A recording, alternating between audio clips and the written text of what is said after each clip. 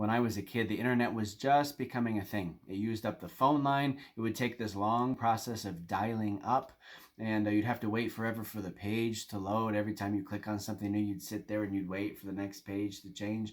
But I don't remember anybody getting really irritated about it because that's the fastest that we'd ever experienced. It was amazing that we could do it.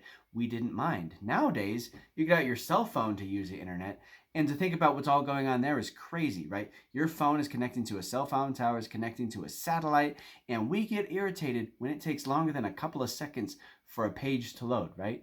We've advanced in technology, but we haven't exactly advanced in patience. The Lord calls us to grow in patience. We've got that line from 1 Corinthians chapter 13, where St. Paul says, "Love is patient, love is kind."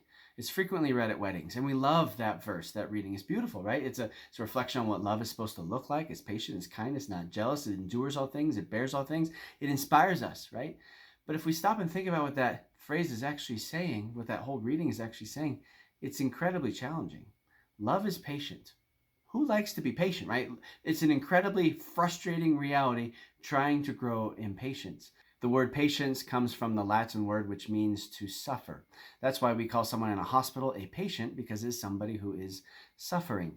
And if we have the virtue of patience, that means that we are enduring suffering without getting angry. If you want to categorize virtues, it is typically considered part of the virtue of fortitude, which is courage to do the right thing, courage to not give in to fear about doing the right thing. So it's kind of about pushing through. It's about doing the right thing. It's putting up with that suffering without getting too angry about it.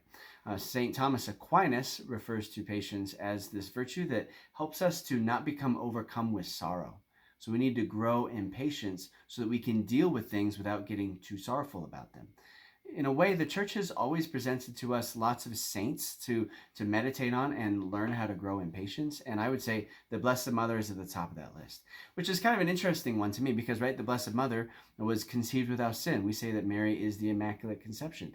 Well, if she had no sin and she doesn't have this concupiscence, this inclination towards sin, why would she struggle with patience? Well, I think that it's because we can look at her life and we can point at all of these moments where she actually had a whole lot of suffering, and she had to, in herself, deal with those difficulties, those sufferings that came to her in her life. We see lots of examples of Mary's suffering just in the first chapters of the Gospels of Matthew and Luke.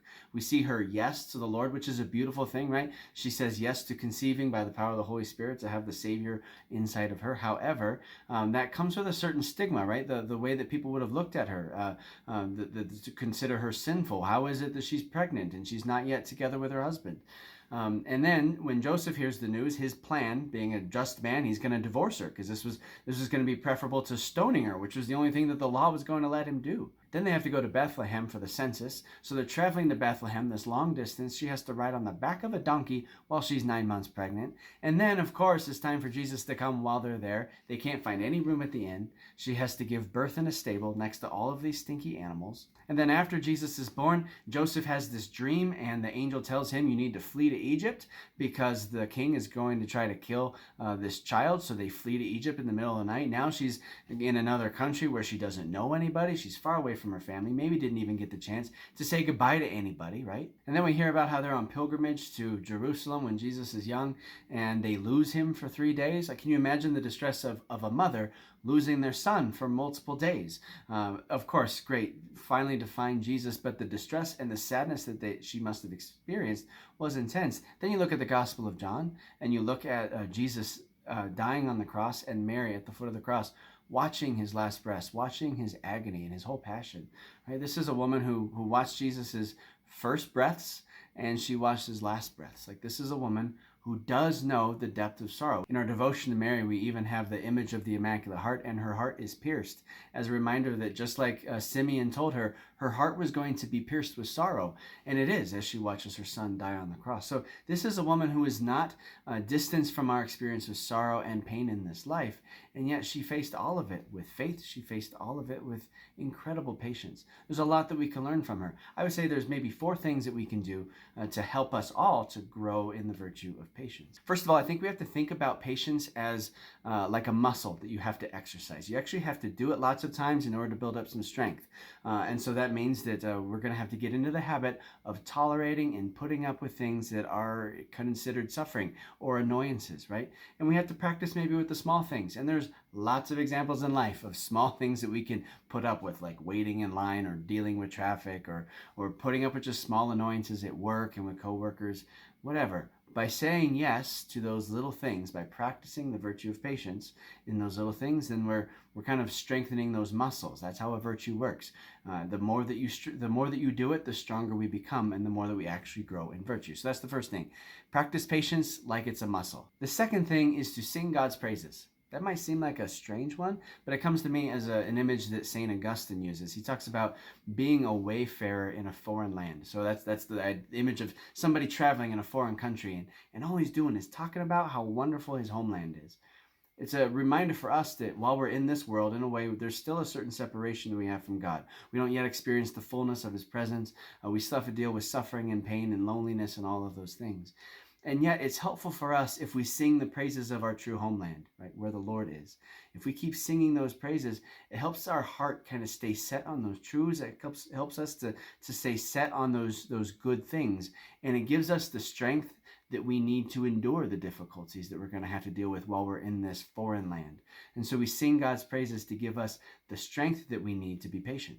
My third suggestion I'm stealing from Father Mark Toups. He's a priest of Louisiana. He's got a bit of a presence online. Father Mark has this image of staying in the chair. He says, imagine yourself sitting in the chair. Maybe you are literally sitting in a chair right now. Imagine yourself then seated in the Father's lap. You're a child of God. You're seated in the lap of God the Father. So long as you're there, you're safe. So long as you're there, you're looking at the world from his perspective. That is the place of intimacy. That's the place that you're connected with the Lord. And Father Mark likes to point out that we have this tendency as human beings that we keep getting out of the chair, right? We abandon that relationship with the Lord and do things our own way. Maybe we get impatient. We get tired of sitting in prayer or whatever it is. Like, what is that experience for you of being connected with the Lord? That's being in the chair.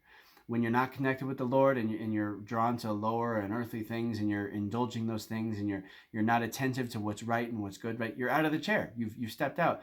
Father Mark points out that the important thing for us is that we start to get in the habit of noticing when we start to get out of the chair. Like, what's that first movement? Like, what is that thing that gets me to get out of the chair at all? What was my impatience all about? What was my irritation? What was the temptation that got me out of relationship with the Lord? So as we become more and more attentive to that, then we're going to grow in that strength to stay in the chair. The more that we stay in the chair, the more that we stay connected with the Lord in prayer and the sacraments, the more we're going to have the strength that we need to practice all the virtues, including patience. The last thing is to imitate Mary's fiat. Fiat is the word in the Latin translation of the Gospel of Luke, where Mary says yes to the Lord. When the Lord asks her through the angel to conceive this child, and Mary says, let it be done to me according to your word. Fiat is basically, let it be done. Mary says yes to the Lord. And even though what the Lord is asking of her is really challenging, in a way, as we have to deal with the difficulties, the sufferings, the pains of this life, yes, we need to grow in patience, but more than anything, we have to learn how to just say yes to the circumstances that are right in front of us. Learn how to say yes to the Lord, even though I don't understand why I have to go through this, why it's so challenging. Practice saying yes. The more that we say yes, the more that the Lord's grace is going to be moving through us. He's going to be giving us the strength that we need to be the patient person, to be the holy person he's calling us to be. God asks us to do his will, no matter the challenges. When we're fearful, turn to Mary. When we're suffering, turn to Mary.